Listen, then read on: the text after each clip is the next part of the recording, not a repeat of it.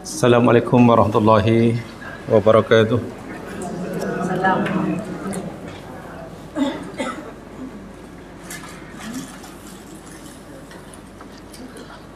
Alhamdulillah wa syukurillah wa la hawla wa la quwata illa billah.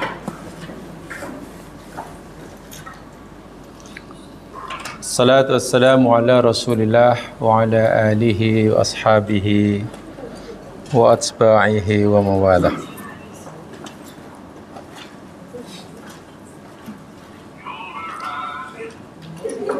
Radudu billahi rabba bil islami dina wa bi Muhammadin nabiyya wa rasulah. Rabbi israh li sadri wa yassir li amri wa hlul 'uqdatam min lisani yafqahu qawli. Bismillahilladzi la yadurru ma ismi syai'un fil ardi wa la fis sama' wa huwas sami'ul 'alim. Bismillahilladzi la yadurru ma ismi syai'un fil ardi wa la fis sama' wa huwas sami'ul 'alim.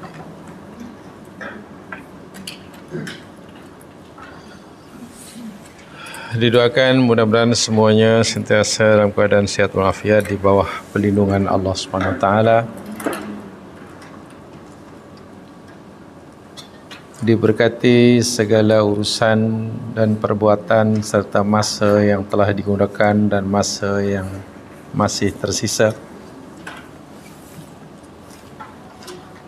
Diberikan kita istiqamah dalam menjalani kehidupan berdasarkan syariat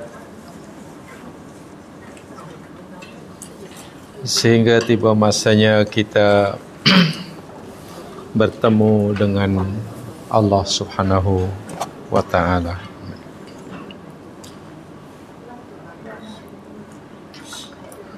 Sebelum kita mulakan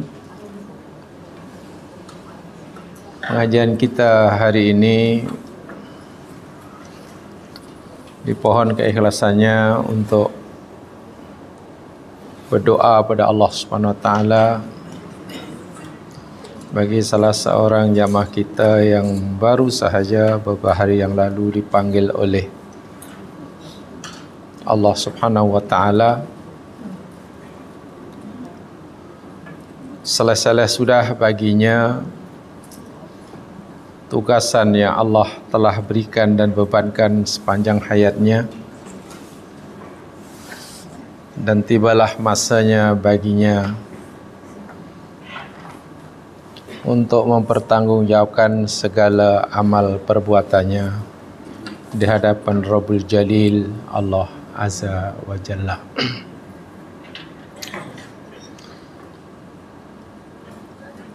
Apa yang termampu dilakukan oleh kita yang ditinggalkan tentunya hanya berdoa dan memohon kepada Allah. Alhamdulillah, Islam telah memberikan jaminan kepada umatnya. Salah satu daripada amalan orang yang hidup yang memberi manfaat kepada mereka yang telah meninggal, yakni doa. Itu disepakati oleh ulama dahulu, ulama kini, dan tidak ada perbezaan dalam madhab apapun. Sebab itulah, sebab yang hidup, jika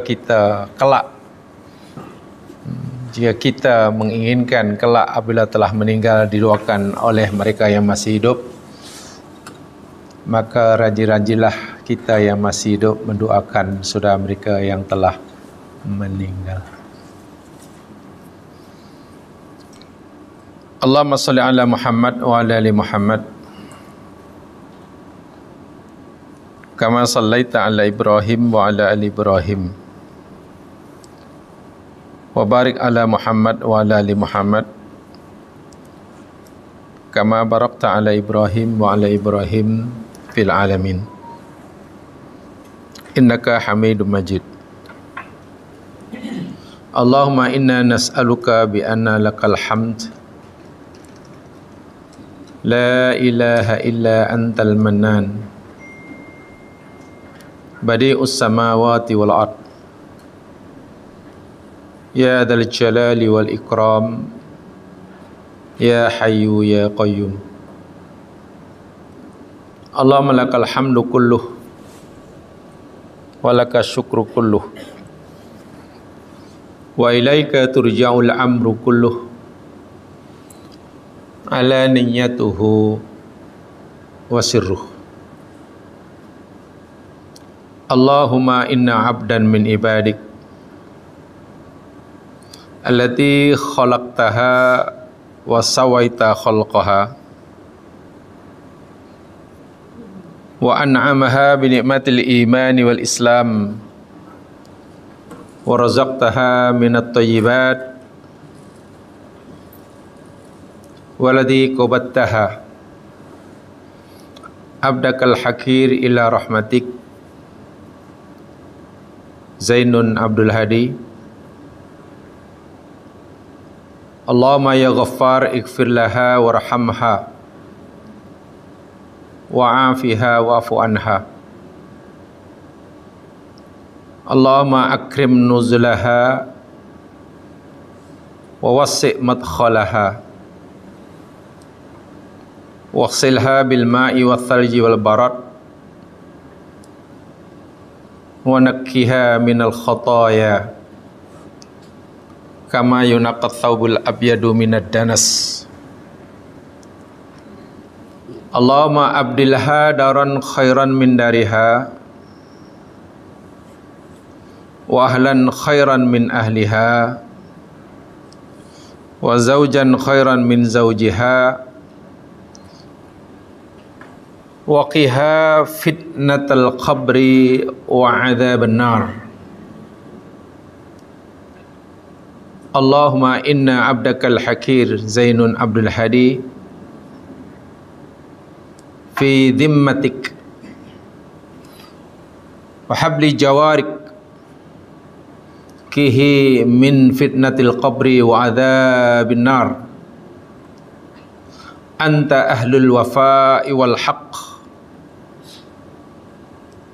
اللهم اغفر لها فإنك أنت الغفور الرحيم اللهم اغفر لحينا وميتنا وصغيرنا وكبيرنا وذكرنا وأنثانا وشاهدنا وغائبنا اللهم ربنا من أحييته منا فأحيه على الإسلام ومن توفيته منا فتوفه على الإيمان اللهم لا تحرمنا أجرها ولا تذلنا بعدها اللهم أنت ربها أنت خلقتها أنت رزقتها وأنت هديتها للإسلام وأنت قبضت روحها وأنت تعلم سرها وعلانيتها جئنا شفعاء لها فاغفر لها ذنوبها اللهم إنا عبدك الحكير زين عبد الهادي إنها عبدك وهي ابن عبدك وابن أمتك كانت تشهد أن لا إله إلا أنت وأن محمدا عبدك ورسولك أنت أعلم بها اللهم in kanat muhsinatan fazid fi ihsanih, wa in kanat musi'atan fatajawaz an sayyiatiha birahmatika ya arhamar rahimin. Allahumma innaha kharajat min ruhid dunya wa sa'atiha wa mahbubiha wa hibauha ila zulmatil qabr wa ma hiya laqih kanat tashhadu annahu la ilaha illa anta wahdak la syarika lak wa tashhadu anna muhammadan abduka wa rasuluk anta ta'lamu biha minna.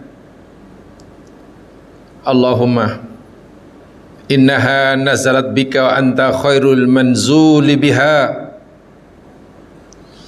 asbahat faqiratan ila rahmatik wa anta ghaniyun an adzabiha wa qad ji'naka raghibina ilaik wa qad ji'naka raghibina ilaik syufa'a ahlaha. Allahumma kiha fitnatal qabr wa adzabiha wafsah laha fi qabriha jafil arda an jambaiha walakkiha birahmatikal amn min adzabik hatta tab'atuha aminatan ila jannatika birahmatika ya arhamar rahimin. Allahumma hadha du'a wa minkal istijabah. Allahumma hadha du'a wa alaika tuklan alaika tawakkalna wa ilaika anabna wa ilaikal masir. Istajib du'ana ya mujibad da'wat. Allahumma rabbana la taj'alna minal asqiya'in nadimin al khasirin birahmatika ya arhamar rahimin. Sallallahu ala Muhammad wa ala alihi wa sahbihi ajma'in walhamdulillahi rabbil alamin.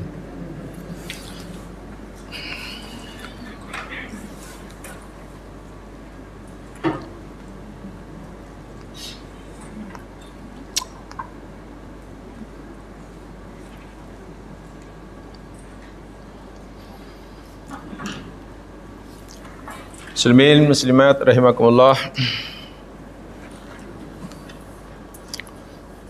InsyaAllah kita akan teruskan seri kajian kita, tadabbur kita Suratul Furqan.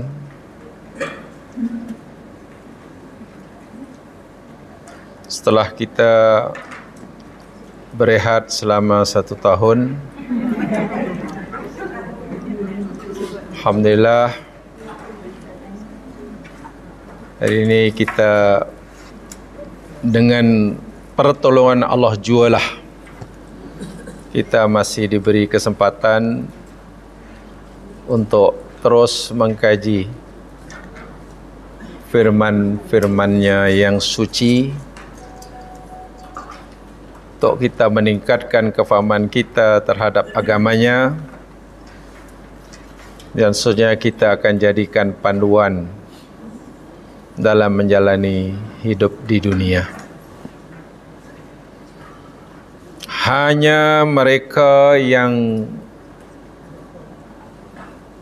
perjalanan hidupnya, gaya hidupnya sesuai dengan apa yang Allah tetapkan sahajalah yang akan memperoleh kebahagiaan dunia dan akhirat.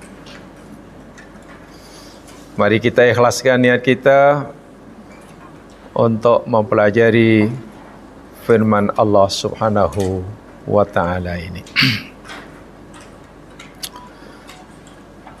Ayat-ayat terakhir yang kita pelajari, yakni kita mulakan kisah Nabi Musa, ayat 35, ayat 36. Ini kisah Nabi Musa alaihissalam, kemudian nanti kisah Nabi Nuh, seterusnya dan seterusnya. Terakhir yang kita pelajari yakni ayat 36.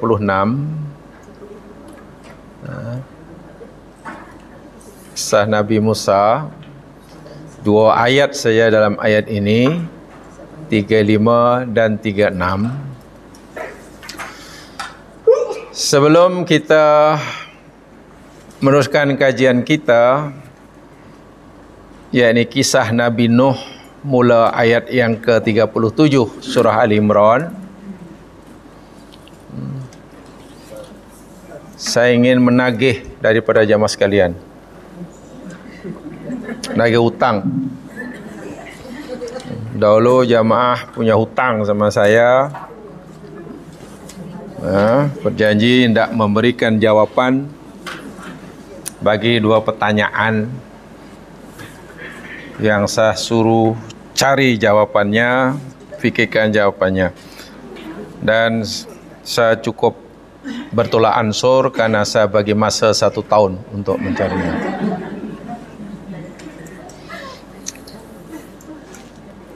Pertanyaan itu bagi saya sangat penting untuk kita memahami agama secara benar dan cerdas. Kita fahami agama ini secara benar dan cerdas. Cerdas itu penting memahami Al-Quran. Sebab dengan berfikiran cerdas, insyaAllah kita tidak begitu sembrono dalam memahaminya. Ada 2 pertanyaan yang saya ajukan tahun lepas. Yang pertama yakni, kenapa di dalam Al-Quran ini, nanti saya tunjukkan, bila Allah cerita tentang azabnya yang Allah timpakan kepada hambanya, Allah sebutkan sebabnya. Contoh kaum Nabi Nuh ditenggelamkan, kan? Allah sebutkan apa sebabnya. Kaum Nabi Lot juga dibinasakan, Allah sebutkan apa sebabnya.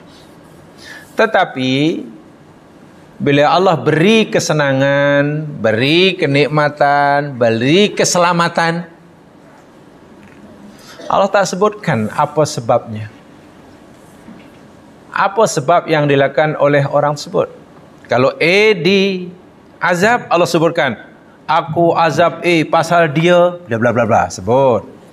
Aku azab kaum ini sebab mereka buat ini, sebut. Tapi bila Allah berikan kenikmatan, keselamatan, Allah tak kata, aku bagi dia keselamatan, aku bagi mereka keselamatan sebab mereka ini, tak ada. Allah tak sebutkan. Ini satu. Dan yang kedua, kenapa orang yang melakukan dosa di dunia, ya contohnya dalam ayat yang kita beri, dosa syirik lah, dosa kafir, dosa syirik, ya, yang mereka lakukan semasa mereka hidup di dunia. Katakanlah hidupnya 50 tahun. 50 tahun melakukan dosa, kenapa azabnya kekal pula? Sebenarnya kalau melakukan dosa 50 tahun, azabnya 50 tahun leh, baru adil.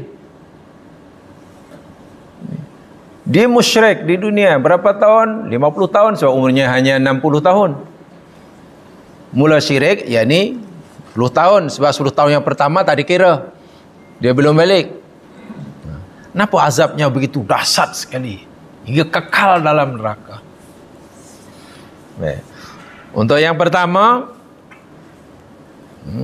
apa jawabannya? Saya berikan contohnya dahulu. Tolong rujuk surah Al-Anfal pertama.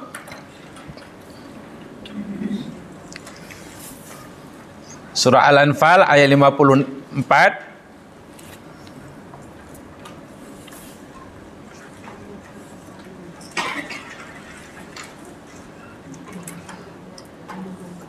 Ini ayat-ayatnya sebagai panduan. Al-Anfal 54, a'udzubillahi minasyaitonir rajim, kadabi ali fir'aun. Seperti kebiasaan keluarga atau pengikut Fir'aun. Walladzina min qablihim, dan juga orang-orang yang atau kaum yang sebelum mereka. Apa kebiasaan pengikut Fir'aun? Apa tabiat orang-orang sebelum Fir'aun? Kadzabu bi ayati rabbihim. Underline. Kadzabu, mereka mendustakan atau banyak mendustakan ayat-ayat Tuhan mereka. Ini maksiat ke ketaatan nih? Maksiat ya, ini dosa ya. Kadzabu, mendustakan, banyak mendustakan ayat-ayat Tuhan mereka. Apa akibatnya? Fa'ahlaknahum bidhunubihim. Nampak ya? Lalu kami binasakan mereka dengan sebab dosa mereka. Jadi tengok, Allah cerita tentang azab yang Allah timpakan pada pengikut Fir'aun dan juga umat-umat sebelum mereka dengan sebab dosa mereka. Disebut sebab dosa mereka. Dan dosa mereka itu pun Allah sebut, yakni mendustakan ayat-ayat kami. Kemudian wa aghraqna ala fir'aun, dan kami telah tenggelamkan pengikut-pengikut Fir'aun. Ditenggelamkan pengikut Fir'aun. Ini azab, ini siksaan. Wa kullun kanu zalimin. Semua itu adalah orang-orang yang zalim. Jelas ya di sini ayatnya, poinnya yakni Allah beritahu kita pengikut Fir'aun, kaum-kaum sebelum Fir'aun dibinasi oleh Allah dengan sebab dosa yang mereka lakukan. Dan dosa mereka itu Allah sebut di sini contohnya mendustakan ayat-ayat Allah. Lebih jelas lagi lihat dalam surah Nuh. Surah Nuh ayat 25.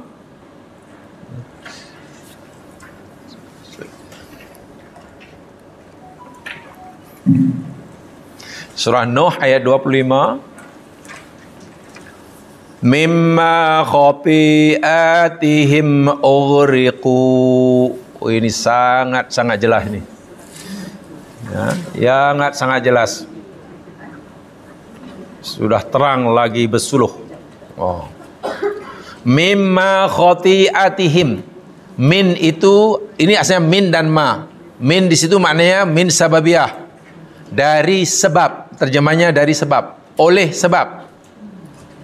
Mimma khati'atihim, oleh sebab, dari sebab kesalahan mereka. Khati'ah itu kesalahan, dosa lah, maksiat lah. Mereka ni, mereka siapa? Mereka alu Fir'aun, pengikut Fir'aun. Apa akibatnya? Ughriqu, mereka ditenggelamkan. Tengok. Jadi kalau ada pertanyaan, kenapa kaum Fir'aun ditenggelamkan? Ya, sebab dosa mereka. Allah sebut alasan dia. Allah sebut sebabnya. Itu di dunia. Wa udkhilu naran, dan nanti di akhirat mereka akan dimasukkan dalam neraka. Falam yajid lahum min dunillahi ansara. Jelas ya? Itu contoh azab yang Allah timpakan. Allah sebutkan alasannya, puncanya. Dan punca itu datang dari diri mereka sendiri. Sebaliknya, apabila Allah beri nikmat, beri kesenangan, beri kejayaan, beri keselamatan, Allah tak sebut sebabnya. Allah tak sebut puncanya dari mereka. Lihat surah Yasin umpamanya. Surah Yasin ayat 43 dan 44.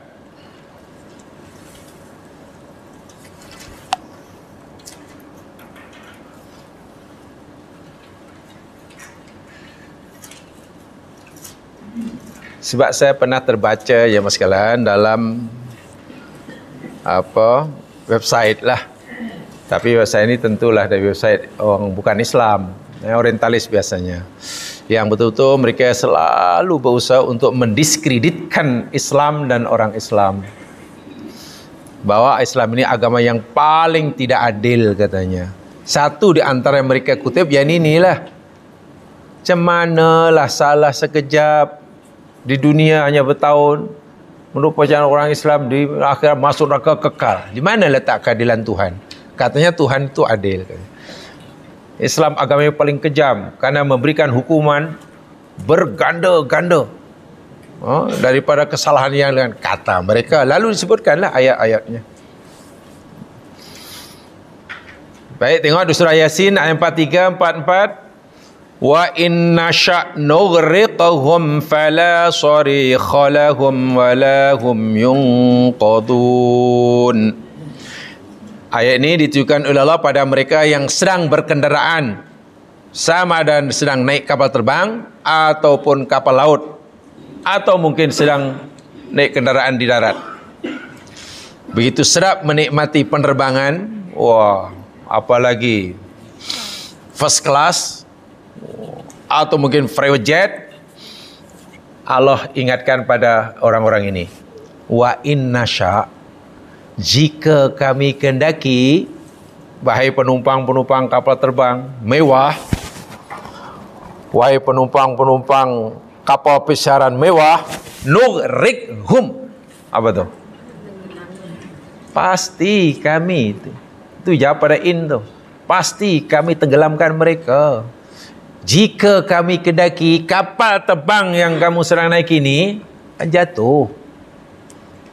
Kapal pesiaran yang mewah ini boleh tenggelam. Jadi tak tenggelam sebab kami tak menghendaki tenggelam. Jangan kamu fikir karena nakhodanya pandai, teknologi pembuatannya canggih. Bukan.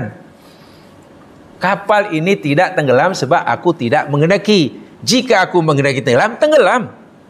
Dan bila tenggelam, fala sarikha lahum, maka tidak ada sarikha yang dapat menyelamatkan seorang pun. Tak seorang pun yang dapat menyelamatkan mereka. Jangankan penumpangnya, kaptennya pun mati lemah pertama. Walahum yunqadun, dan tidaklah mereka diselamatkan. Habis kalau ada yang diselamatkan, ada yang terselamat itu macam mana? Illa rahmatan minna. Apa artinya? Kecuali kerana rahmat dari kami. Wa mata'an ilahin, dan kesenangan yang sedikit hingga masa yang sekejap. Tengok, kalaupun ada penumpang kapal laut itu yang selamat, penumpang kapal terbang yang jatuh tadi yang selamat, bukan pasal orangnya. Allah kata bukan, oh karena dia sering baca salawat 10 kali sekali nafas. Tak ada. Ni yang aku selamatkan ni sebab dia baca salawat 10 kali satu nafas, lepas itu telan. Lepas itu aku selamatkan. Sebab orang ini setiap hari Selasa ada baca ayat tertentu, sebab itu selamat. Tak ada. Allah kata apa, tengok? Rahmatan. Apa tu? Jadi sebab ia selamatkan itu datang daripada Allah kah atau datang daripada yang mempunyai diri?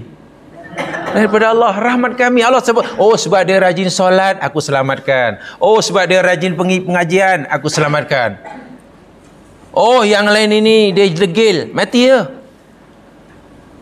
Tengok, Allah tak sebut sebab dia rajin solat, rajin puasa, tapi rahmatan, karena rahmat kami datang dari Allah. Tadi yang ditenggelamkan, bila Allah tenggelam apa? Siksa. Puncanya kerana dosa mereka. Allah tak kata, so aku marah dia. Tak ada. Lagi satu ayat, kerana tadi dua, kena dua juga bilangannya. Lihat surah Al-A'raf. Ayat 72. Al-A'raf 72. Ya, kita buat kajian ini. Jadi nak jawab satu soalan tu kena rujuk banyak ayat jemaah sekalian. Ingat, dalam agama ni tidak ada instant. Tidak ada instant. Soalannya kadang-kadang sederhana, tapi jawapannya perlu masa. Kalau betul-betul ingin jawablah. Al-A'raf 72. Ini cerita kisah Nabi Hud. Kisah Nabi Hud dan umatnya. Ketika kaum Nabi Hud menderhaka Nabi Hud, Allah binasakan. Allah binasakan. Sementara pengikut setia Nabi Hud diselamatkan.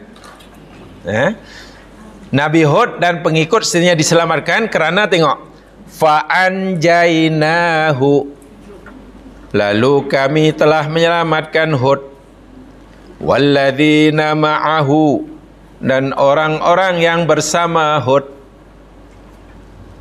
Kami selamatkan bukan sebab mereka rajin zikir, tak.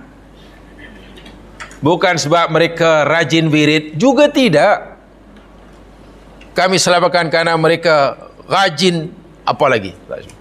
Tapi kami selamatkan mereka birahmatim minna. Apa tu? Sebab rahmat kami. Sebab rahmat kami.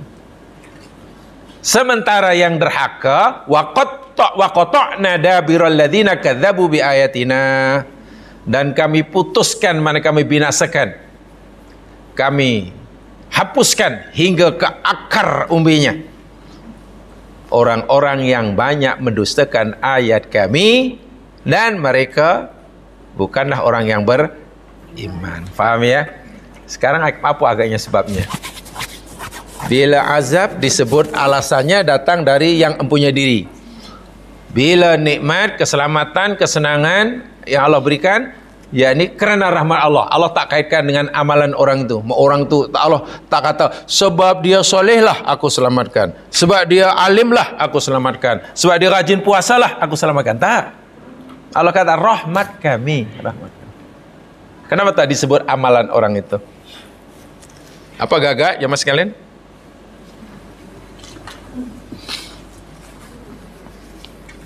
Sila, ada mungkin yang dah jumpa jawapannya. Salah tak berdosa? Salah tak berdosa?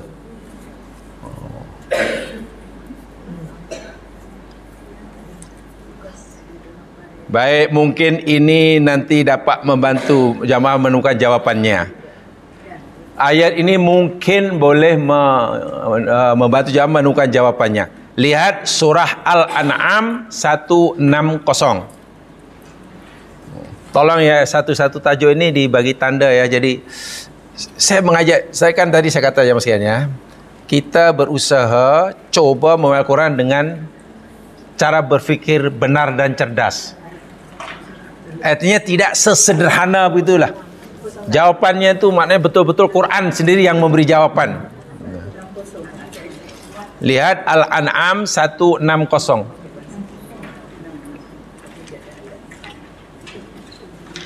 Jawapan ini mungkin boleh membantu jamaah sekalian menemukan jawapannya tadi. Man jaa'a bil hasanati falahu 'asyru amsalha. Siapa sahaja yang melakukan, yang mendatangkan kebaikan, buat baik maknanya, maka baginya 10 kali ganda. Tengok, digandakan balasannya paling kurang 10 kali ganda. Satu kebaikan tu paling kurang ya, tak ada yang 1 balas 1, tak ada. 1 balas 5, tak ada. 1 dibalas dengan 10 minimum hingga 700 hingga gandaan yang tak terhitung lah. Sebaliknya, wa man jaa bis sayyi'ati fala yujza illa mithlaha. Dan siapa sahaja yang mendatangkan kejahatan, yang buat jahat, buat maksiat, maka dia tidak diberi balasan kecuali mithlaha, yang seumpamanya, yang setimpal dengannya. Wahum la yuzlamun, dan mereka tidak dizalimi. Tidak dizalimi maknanya balasan azab Allah tidak melebihi kesalahan manusia. Tak. Ngam. Kurang mungkin jika Allah ampunkan. Dihapuskan mungkin jika Allah mengampunkan. Diringankan mungkin jika Allah maafkan. Tapi dilebihkan dari yang sepatutnya tidak mungkin. Itu balasan bagi kejahatan. Jadi ngam. Kurang boleh jadi, tidak ada juga boleh jadi, karena Allah Maha Pengampun. Ini menunjukkan apa nih? Ketika Allah memberikan balasan dosa, dan Allah sebutkan karena dosanya, ini menunjukkan sifat Allah yang mana nih? Al-Adlu. Ingat nih, Al-Adlu. Sebab itu disebut hingga yang menerima balasan itu tidak merasa teraniaya. Orang yang diazab oleh Allah, ditimpakan musibah azab oleh Allah kerana kesalahan mereka, tidak merasa dizalimi. Sebaliknya, mereka benar-benar dapat merasakan keadilan Allah yang sempurna. Saya pernah kata begini, ini dalam ayat yang lain lah. Hatta ahli neraka sekalipun kelak, jemaah sekalian, ahli neraka yang Allah maksudkan mereka pun puas hati dengan keputusan Allah itu. Itulah bahasa mudahnya. Puas hati, tak akan buat rayuan lah. Sebab di akhirat tak ada mahkamah rayuan, tak ada. Mana puas hati? Puas hati kerana merasakan mereka diperlakukan secara adil oleh Allah, gitulah. Bahawa ada ahli neraka yang ingin keluar, bukan maknanya protes terhadap keputusan Allah, karena tak tahan sakitnya. Itu cerita lain. Tak tahan panasnya, sebab itu mereka ingin keluar. Bukan pasal tak puas hati dengan keputusan Allah. Disebut ini Al-Adlu. Satu balas satu. Kurang boleh jadi, bahkan ditiadakan juga mungkin jika Allah ampunkan. Berbeza dengan balasan kebaikan. Balasan kebaikan yang dilakukan oleh manusia ni, oleh Allah tidak disamakan dengan perbuatan kita. Sentiasa dia apa tu? Kalau itu dalam membalas kebaikan, Allah memberikan sifatnya yang mana ni? Yang mana agaknya? Kalau buat satu, balas satu. Buat dua, balas dua. Tak lebih, tak kurang. Namanya Allah adil. Tapi kalau buat satu, buat 10, 700. Itu bukan sifat mananya tu? Ya? Rahmatnya, rahimnya. Sifat syakurnya. Bermakna, kalaulah Allah memberikan kita balasan ganjaran, disamakan betul dengan kebaikan kita, agak-agak layak atau tak layak masuk surga? Tak layak. Masih kurang banyak. Inilah Allah Subhanahu wa taala. Sebab itu Allah tak pernah kata sebab solat kamulah kamu masuk. Tak ada. Hadis pun memberitahu kita, la yadkhulul jannata la yudkhilul jannata ahadukum la yudkhilul jannata ahadakumul amalu. Seseorang kamu tidak akan masuk surga kerana amalnya, kata Nabi. Sahabat pun terkejutlah. Wala anta ya Rasulullah? Apakah engkau pun tidak masuk kerana amal engkau? La, wala ana. Ya, aku pun. Aku pun masuk surga bukan sebab amalan aku. Illa ayaghmadiyallahu birahmatin wa fadlin. Melainkan Allah limpahkan aku kurnianya atau saya masuk surga rupanya karena rahmat Allah, bukan karena amal kita. Kalau masuk surga yang penuh dengan nikmat, bukan karena amal kita tapi karena rahmat Allah, lalu apa fungsi amalan kita? Lalu apa peranan ibadah kita? Nah, fungsi amal kita ini untuk meraih rahmat Allah, begitulah. Bukan untuk masuk surga. Ibarat contoh yang mudah tapi tak tepat sangat. Jamaah nak ambil mangga lah, pokok apa buah mangga yang atau pokok yang tinggi, ya, tak mampulah dengan tangan yang pendek. Jadi untuk memetik mangga yang tinggi kena pakai galah. Nah, galah itulah ibaratnya amalan kita untuk dapat rahmat. Semakin banyak amalan, insya Allah semakin mudah kita mendapatkan rahmat Allah. Dan bila dapat rahmat Allah, dapat itu, dapat itu, dapat itu. Allah tak pernah kata dalam Quran, hadis pun tak pernah ada, Allah selamatkan nabinya kerana rajin solat. Tak ada. Karena rahmat. Karena kebaikan yang Allah berikan pada hambanya sentiasa melebihi kadar amal hamba tersebut. Sebaliknya, bila balasan azab, Allah samakan dengan kesalahan. Jadi dalam menimpakan azab, Allah menunjukkan sifat al-adlu, sifatnya yang maha adil. Sementara ketika Allah memberikan balasan pahala, kebaikan, Allah menunjukkan sifatnya ar-rahim atau asyakur. Syakur itu maha berterima kasih, ya, maha membalas. Kita bagi 1, dia bagi 10. Itu syakur lah. Hari ini kita bagi kawan, ya mungkin 3 helai daun kesum aja. Minggu depan kita dibaginya musangking 1 borek kereta. Orang tu namanya syakur. Orang macam itulah nama syakur. Jadi kalau dia balas itu kerana 3 helai daun kesum yang kita bagi, atau karena kedermawanan dia? Karena kedermawanan dia. Pasti dia tak kata, aku bagi inilah durian musaking satu ini sebab awak bagi saya 3. Tak mungkin lah. Itu pasal sifat dermawannya. Saya tu bermuamalah dengan Allah ni seronok.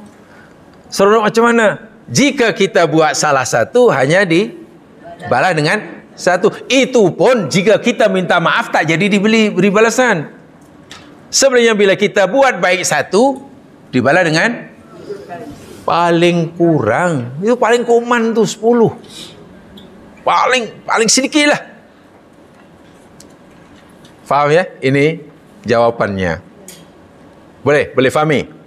Kalau ada yang tanya boleh jawab. Kalau ada orang tanya. Okey. Sekarang yang kedua, apa jawaban kedua? Kenapalah musyrik hanya beberapa tahun semasa hidupnya 50 tahun kekal dalam neraka pula?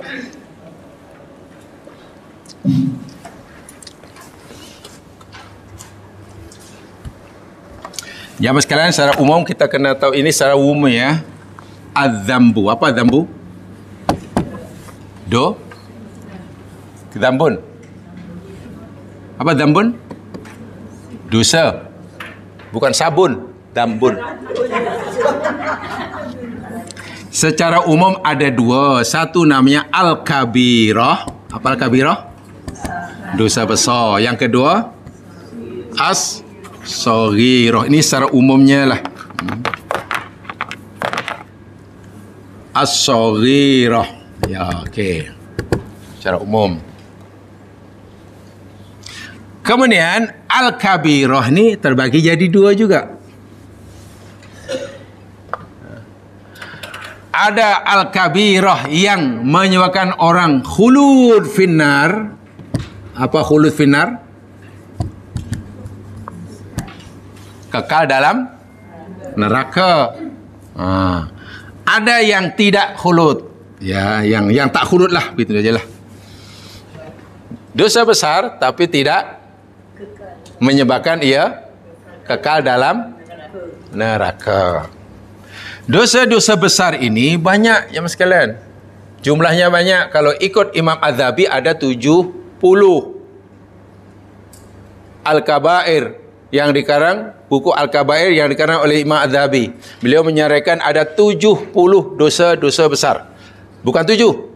Sebab itu kalau kita baca kita itu mungkin baca 1 hingga 7 kita rasa selamat. Nombor 1 syirik, alhamdulillah saya tak ada. Nombor 2 alhamdulillah. Nombor 3 masuk 13, macam ada ya. Masuk 20, ingat dosa kecil rupanya besar. Masuk baca yang dosa ke-41, lah, ingat sunnah muakkadah. Itu kena wajibkan dirilah. Kalau kita mewajibkan pada diri kita. Bukan agama suruh kita wajibkan atas diri kita sendiri baca kitab itu. Ya sudah ada terjemahan dalam bahasa Melayu. Al-Kabair, dosa-dosa besar yang dikatakan oleh Imam Az-Zahabi. Ya, sehingga kita tahu. Kalau kita tahu dosa-dosa besar, nak tanya dosa kecil senang. Selain yang 70 itu lah. Selain yang 70 itu namanya dosa kecil. Itu kata Imam Az-Zahabi. Satu di antaranya. Nah, ada 2, 1 khulud finar, 2 yang tidak khulud. Dosa besar pelakunya tidak kekal dalam neraka. Itulah. Atau boleh juga ada dosa besar bagi 2. Satu dosa besar yang Allah tidak akan ampunkan bila orang itu mati dan masih berdosa. Dosa besar itu Allah tidak akan ampunkan. Sementara dosa besar yang kedua, jika orang itu mati dan belum bertaubat, di akhirat terpulang kepada Allah. Jika Allah kehendaki, Allah boleh ampunkan. Jika Allah kehendaki, Allah akan siksa. Jadi ada 2 gitu. Ada 2 dosa besar yang Allah tak akan ampunkan di akhirat. Pasti masuk neraka lah. Pasti masuk neraka dan kekal. Yang kedua dosa besar yang terpulang kepada Allah. Jika Allah kehendaki, Allah ampunkan. Jika Allah menghendaki, Allah akan siksa. Nah, dan dosa besar yang Allah tak akan ampunkan, maknanya tempatnya pasti neraka dan kekal. Neraka dan kekal. Ini ibu segala dosa ni, yang sini ya, yang sini.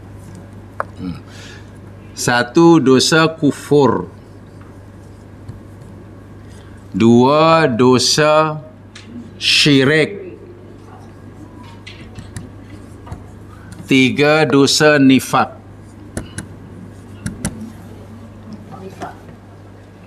Kufur maknanya, kufur dosanya, orangnya kafir. Syirik dosanya, orangnya musyrik. Nifak dosanya, orangnya munafik. Munafik. Ini ibu segala dosa. Ketiga-tiga dosa ini terbagi 2 masing-masing.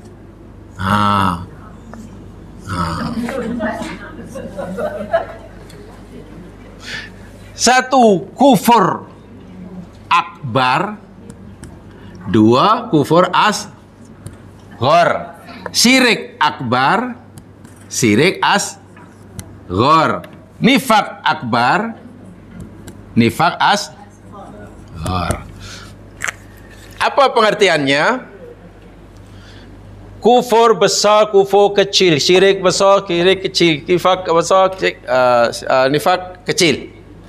Kufur kecil, syirik kecil, nifak kecil. Walaupun kecil, ia termasuk dosa besar. Jangan terpengaruh dengan kecilnya. Alah, kecil je. Ini dosa besar. Yang kecil-kecil ni lah. Kufur kecil, syirik kecil, nifak kecil, dosa besar. Tetapi, ada tetapinya. Tidak menyebabkan orang kekal dalam neraka.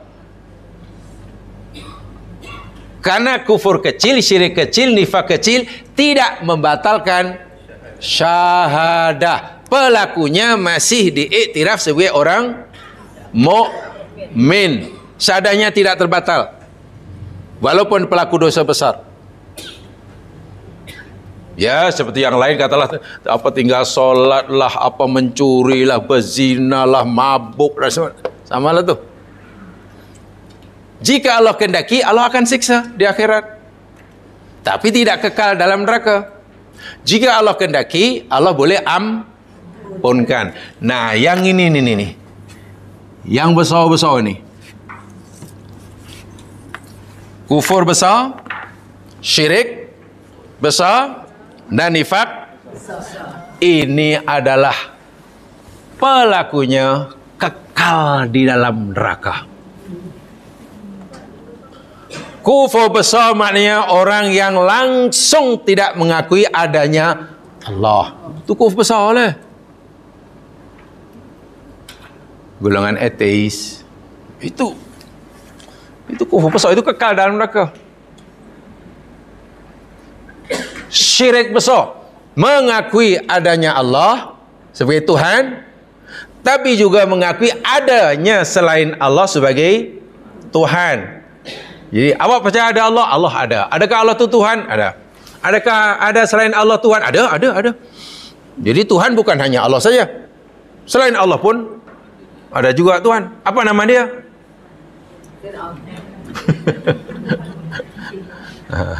Itu yang baru saja orang meraihkan tu. Apa nama Tuhan selain Allah? Kalau awak kata Allah itu Tuhan dan ada Tuhan selain Allah, siapa nama Tuhan tu? Oh, namanya Yesus Kristus. Yesus Kristus namanya. Namanya siapa? Uzair, kata orang Yahudi. Namanya siapa? Oh, namanya Trimurti. Tiga, murti penguasa. Brahma, Vishnu, Siva. Krishna itu bila sudah menjelma. Vishnu itu di alam gaib. Kalau sudah menjelma jadi manusia suci, namanya Krishna. So itu mereka suka namanya Krishna Murti. Paling suka itu. Krishna itu jelmaan Tuhan Vishnu, Murti itu mana penguasa. Kulitnya hitam. Satu di antara kendaraan kembarannya lembu. Ini besar. Itu syirik besar. Dia percaya adanya Allah. Tanya saudara-saudara Kristen. Percaya pada adanya Allah. Tapi juga meyakini adanya Tuhan selain. Itu syirik kecil ke syirik besar? Besar. Quran yang kata kekal dalam neraka. Artinya bila tidak sempat bertaubat sebelum matinya, di akhirat pasti masuk neraka dan kekal. Faham? Yang ketiga, nifak besar. Bukan yang kecil. Kecil apa namanya? Nifak kecil contohnya apa? Nifak kecil yang selalu disebut mana-mana pula. Ya kadang apa namanya ni ahli politik paling suka.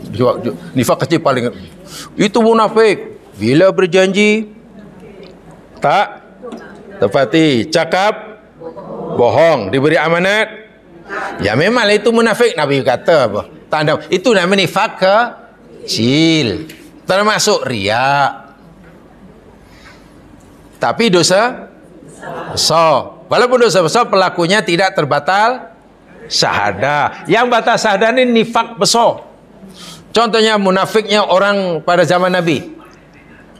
Dari segi zahir dia mengakui engkau Muhammad utusan Allah, kami Allah tu, tapi dalam hati bengkaknya setengah mati. Dan Al-Quran ada surah Al-Munafikun tu. Tu cucu si Salul tu nama dia. Cucu Salul namanya. Oh tak tahu ya? Abdullah bin Ubay bin Salul. Cucu Salul lah. Tak, masa saya belajar pondok tak disebut itu. Untuk mengingat siapa lah cucu Salul tu lah. Hingga matinya. Bahkan sempat menjadi apa namanya buat masjid. Lalu Nabi robohkan atas perintah Allah. Ketika meninggalnya putranya yang bernama Abdullah JR istilahnya.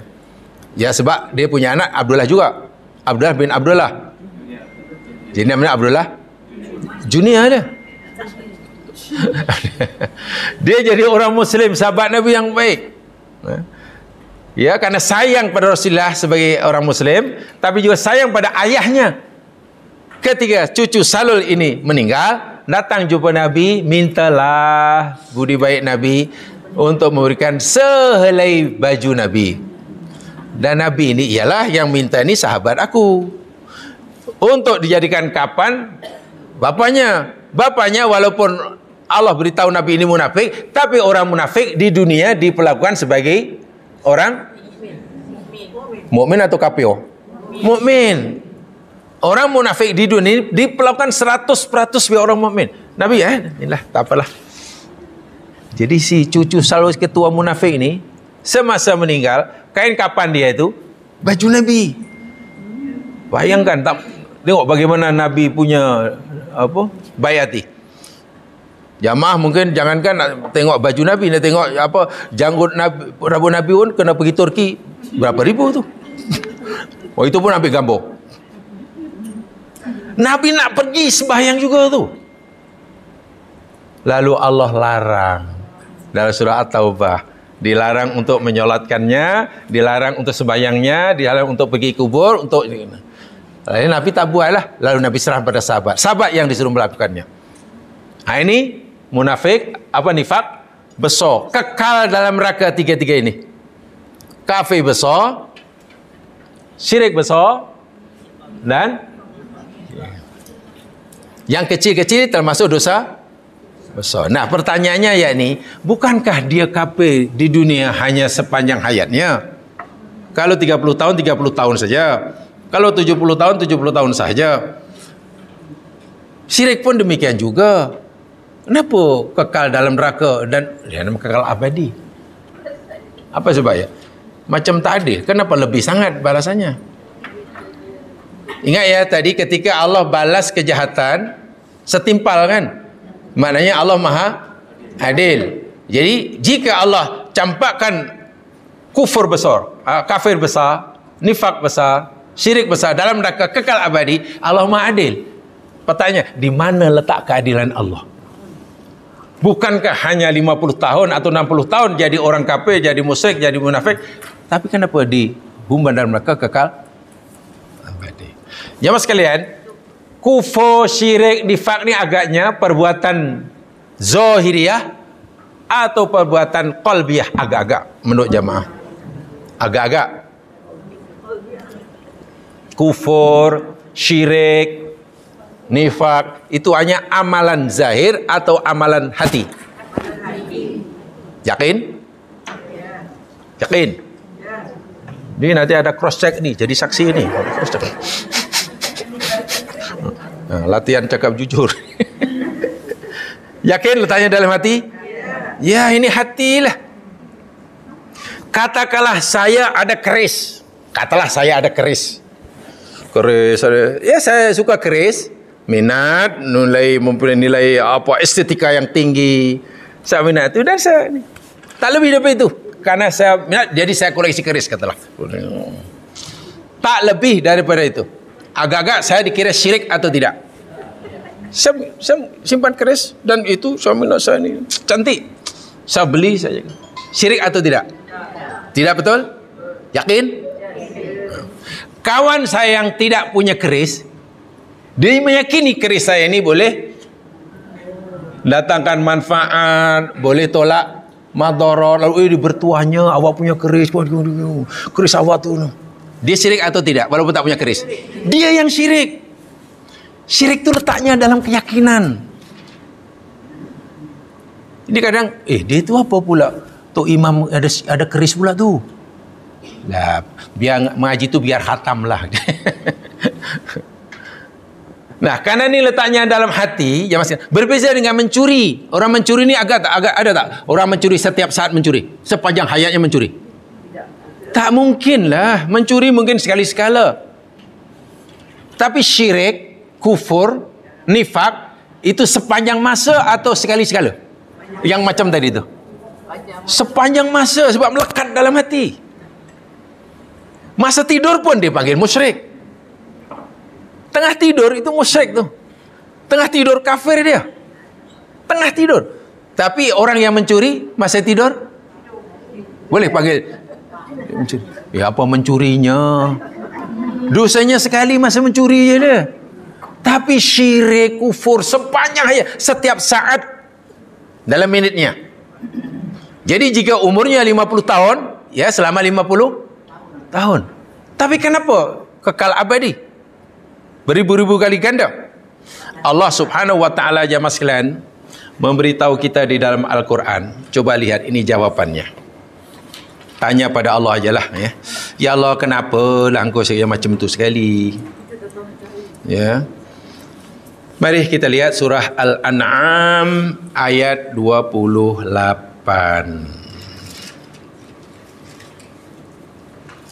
Al-An'am ayat 28.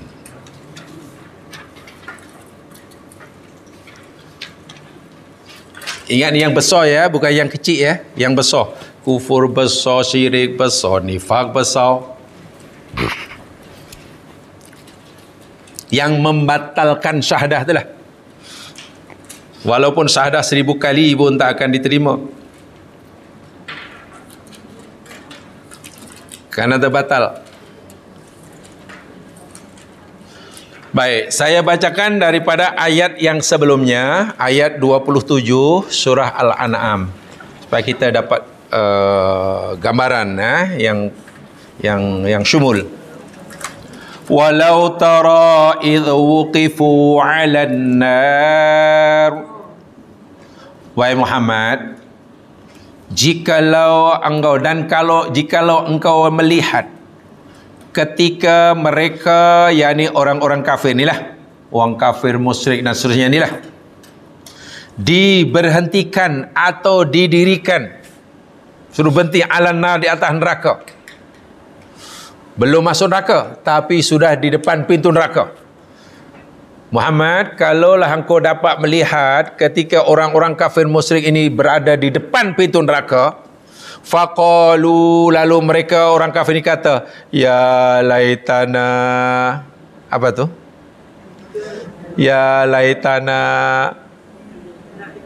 aduhai sekiranya kami. Ini namanya tamani, berangan-angan majnin. Majnin, bukan majnin ya, majnin. Kalau majnin tu majnun yang ringan, majnun yang ringan majnin, kalau berat majnun. Agak-agak lah tu karangan saya ya. Aduhai sekiranya kami nuraddu, kami dikembalikan. Tengok, aduhai sekiranya kami lah dikembalikan ke dunia, wala nukadzibu bi ayati rabbina, kami tidak akan mendustakan ayat kami. Kalaulah kami diberi peluang lagi sekali lah, sekencan balik ke dunia, kami tak akan mendustakan kami lah. Wa nakuna minal mu'minin, dan kami akan menjadi orang. Ini penyesalan orang kafir besar, syirik besar, nifak besar, ketika sudah berada di depan pintu neraka istilahnya. Apa jawaban Allah ketika mereka ingin balik ke dunia dan berjanji, kami tak akan syirik lah, kami bertaubat lah, kami tak akan ulangi lagi lah. Bal badalahum ma kanu yukhfuna min qabl. Bahkan bada yabdu, telah nampak, bada yabdu, nampak, terdedah, terang benderang, terungkap, lahum, bagi mereka, makanu, apa yang adalah mereka, yukhfun, mereka sembunyikan min qabl, sebelum ini. Mereka ni pandai sungguh berpura-pura. Ramai sahabat yang terpedaya dengan orang munafik yang mereka fikirkan mereka ni sahabat yang tulus ikhlas. Waktu itu apa yang mereka sembunyikan, yang mereka sorokkan, terdedah. Apa jawaban Allah terhadap angan-angan mereka? Ingin kembali ke dunia, dan jika dikembalikan ke dunia, mereka tak akan mengulangi syirik, kufur, nifak mereka.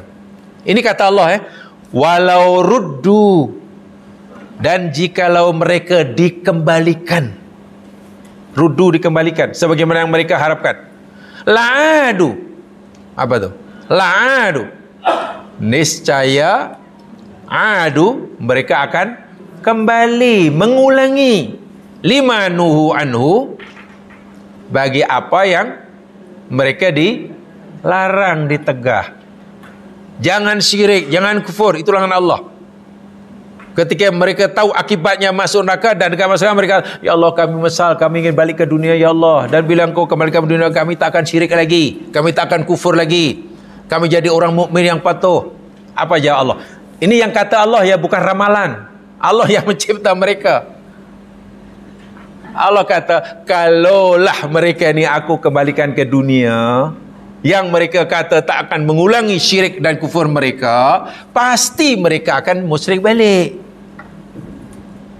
Pasti. Wa innahum lakadzibun. Karena sesungguhnya mereka ni orang-orang yang berbohong. Artinya jangankan Allah masa dia dahulu umurnya hanya 80 tahun. Jika Allah bagi umur 10.000 tahun pun tetap musyrik. Itulah. Ini Allah yang kata. Walaupun mati hidup semula, mati hidup semula, tetap musyrik. Jadi katalah kalau hidup di dunia kekal pun kekal musyrik. Jadi jangan dilihat 10 tahunnya. Sebab Allah kata, jika kami kembalikan mereka dunia sekalipun, mereka syirik lagi. Kerana kufur, syirik, nifak sudah melekat dalam hati mereka. Sehingga hukuman Allah, balasan Allah buat mereka kekal dalam neraka itu balasan yang paling adil bagi orang kufur, musyrik, nifak akbar. Itu maksudnya. Jadi jangan dilihat harinya itu ya. Lihat tuh, kan ada kekal, tak akan hilang.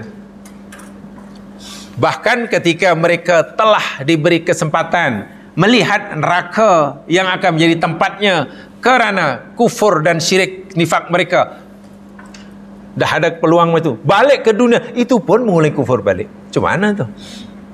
Mereka tak kata, ya Allah tak adalah, kami janji demi Allah kami takkan nak kata demi Allah depan Allah.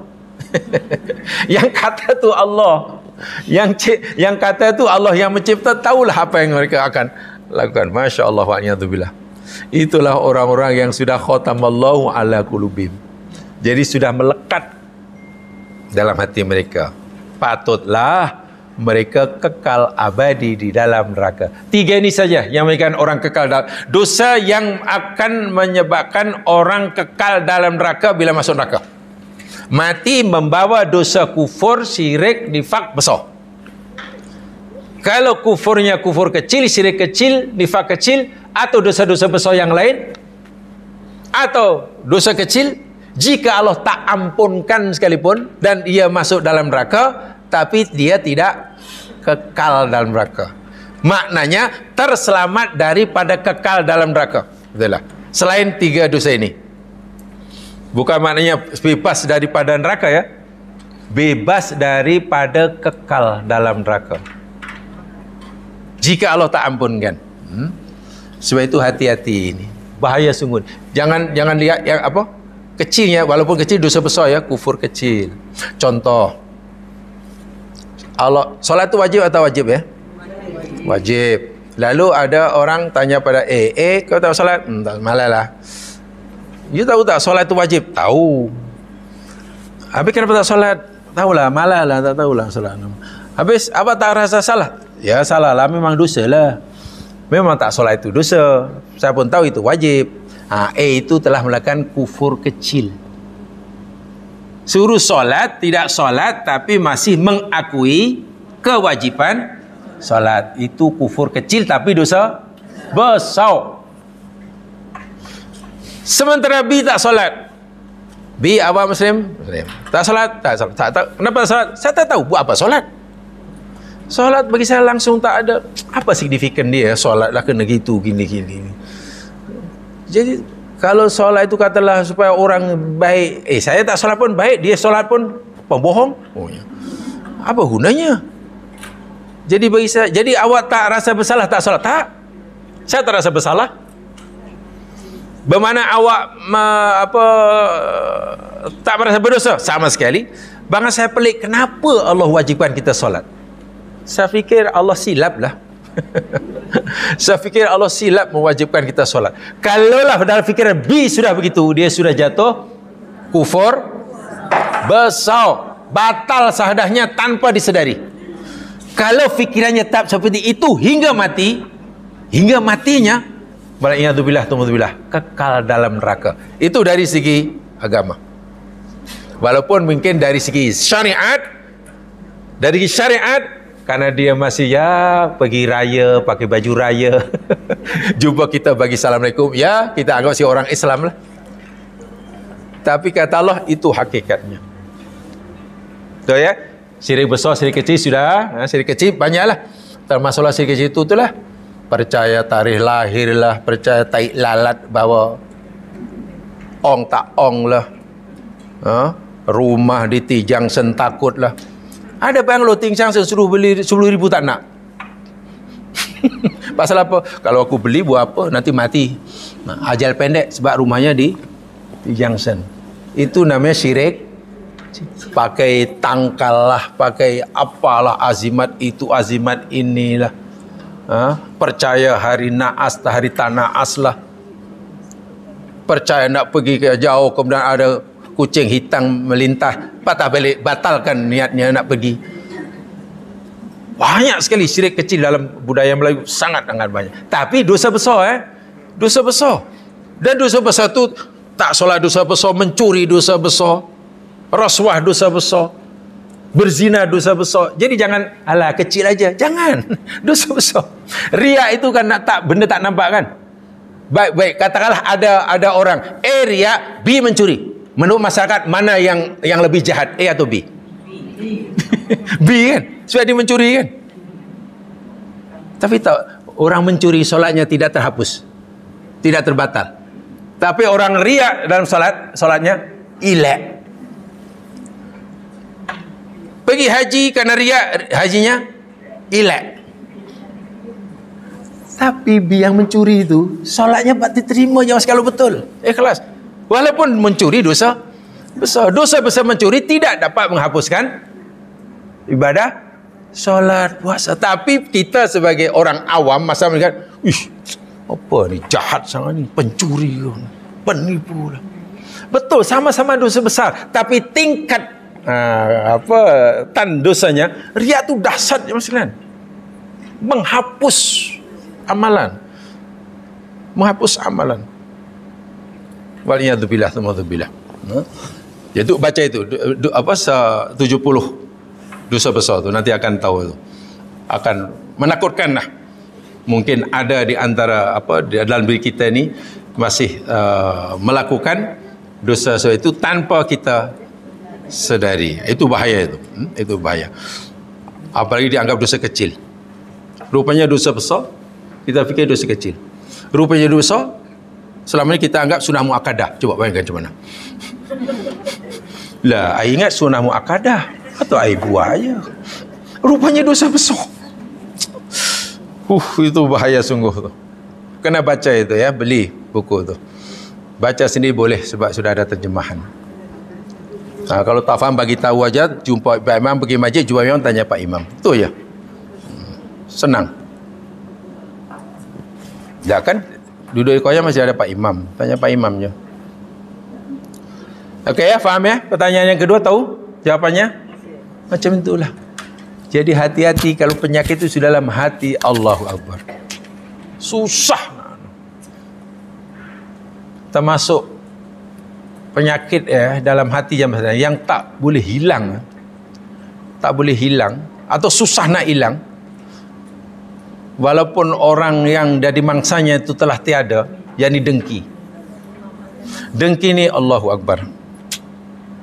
Hasad. Sehingga orang yang jadi mangsa dengkinya dah meninggal pun, dia yang dengki itu masih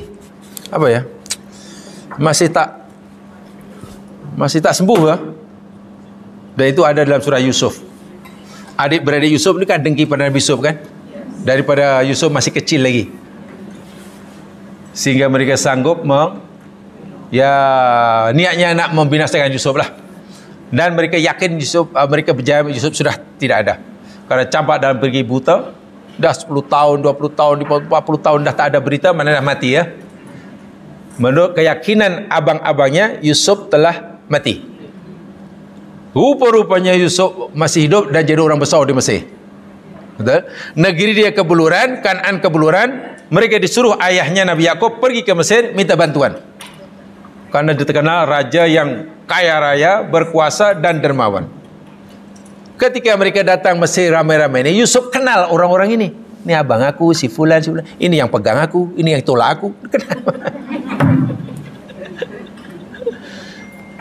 Tak seorang pun daripada adik-beradik dia yang kenal bahawa orang besar Mesir itu Yusuf. Coba macam mana tu? Itu dalam surah disebutkan. Sehingga suatu hari ketika mereka bawa adiknya untuk bawa ke Mesir bagi membolehkan mereka dapat bantuan dari Mesir, kan adiknya dituduh mencuri. Yusuf yang buat kaidun, tipu daya. Dia ditahan di Mesir karena didakwa mencuri dan ada buktinya. Apa kata adik-beradik? Ya ayyuhal aziz, wahai pembesar Mesir, in saroko, jika sekiranya adik kami ini mencuri, faqad saroko akhul lahu min qabl. Dulu abangnya pun mencuri juga. Kurang asam tak kurang asam itu. Yang dimaksudkan abangnya itu siapanya? Akhul lahu itu maknanya saudara seayah dengannya. Sebab ibunya lain kan? Ibunya dengan mereka lain, saya lain mak.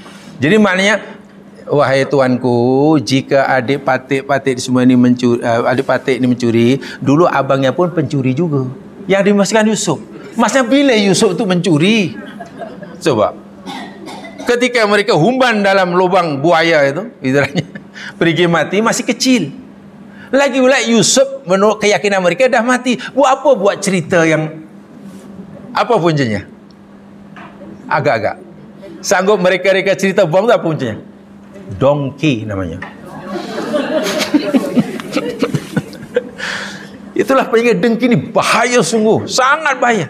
Yang jadi mangsa dah mati pun masih tak puas hati.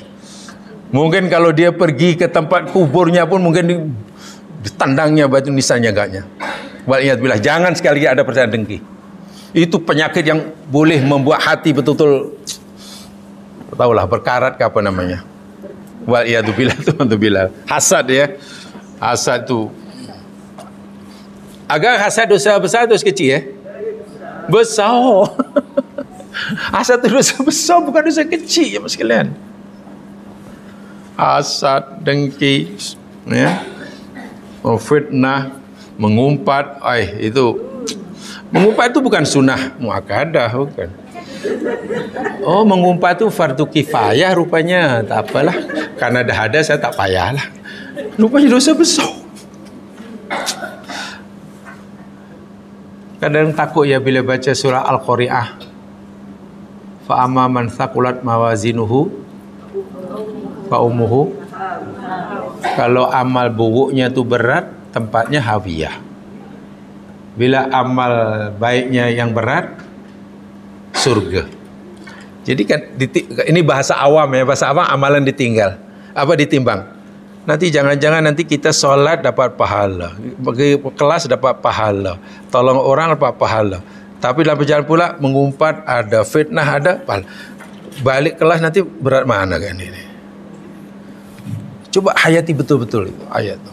Nanti kita akan rasa, bila hati kita tersentuh dan timbul rasa takut, bersyukurlah. Sekurang-kurangnya ada rasa gerun. Kalau baca amanah Allah tak ada gerun, itu hati-hati.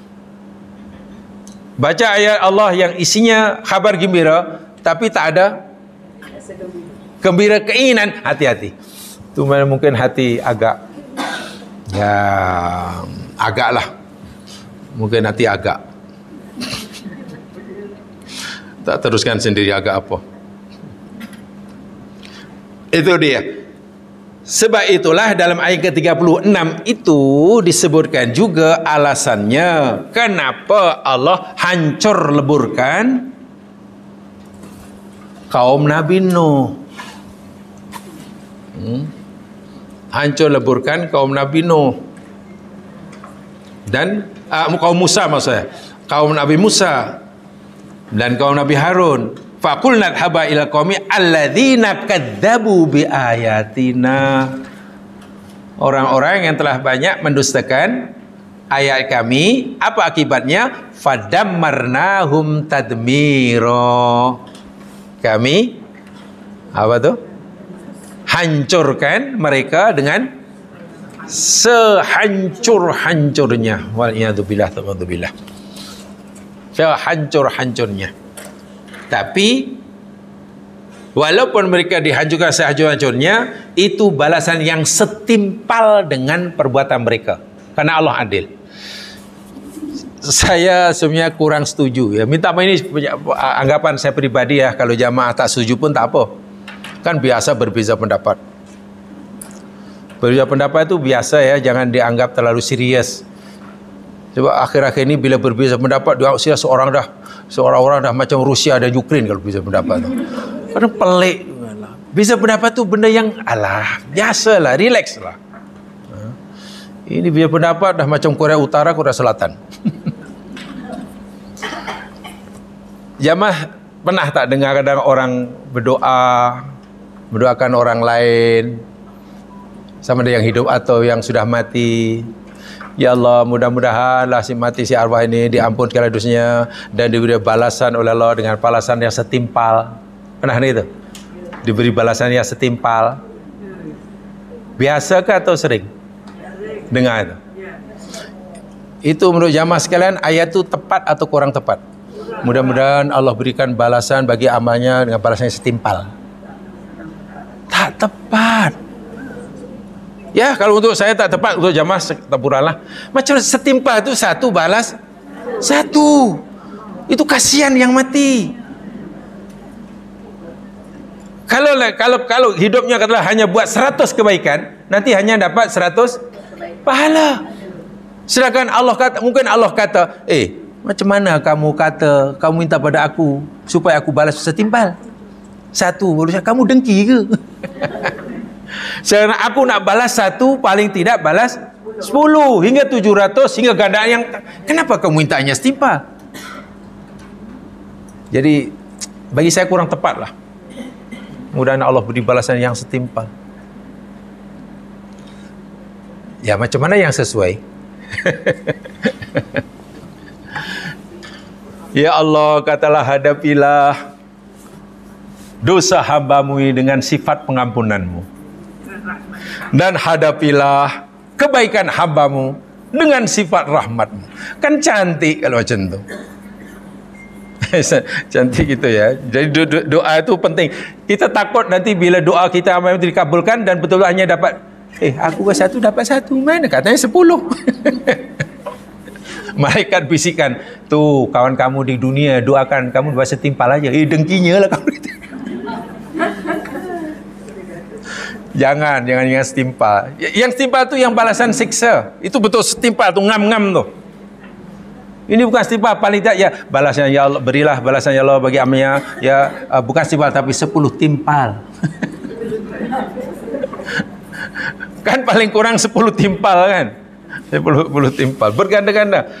Hadapilah ya Allah, perlakukan kesalahan hamba-Mu dengan kesalahannya dengan sifat pengampunanmu.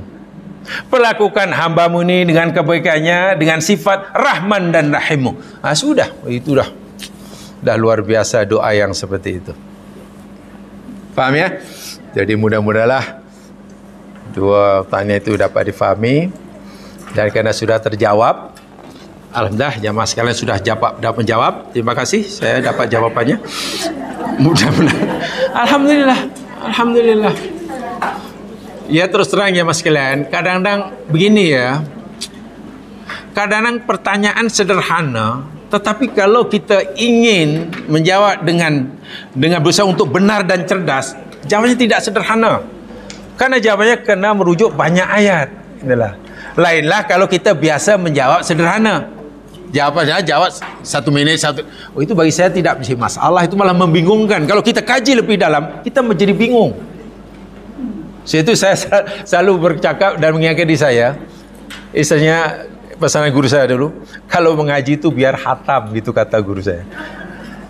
Jika awak mengaji biar khatam, sebab kalau tak khatam bahaya. Bahaya kalau tidak khatam. Kita berusaha untuk itu, walaupun tentulah kemampuan kita terhad ya. Ya mas sekalian, itu saya sempat disampaikan hari ini.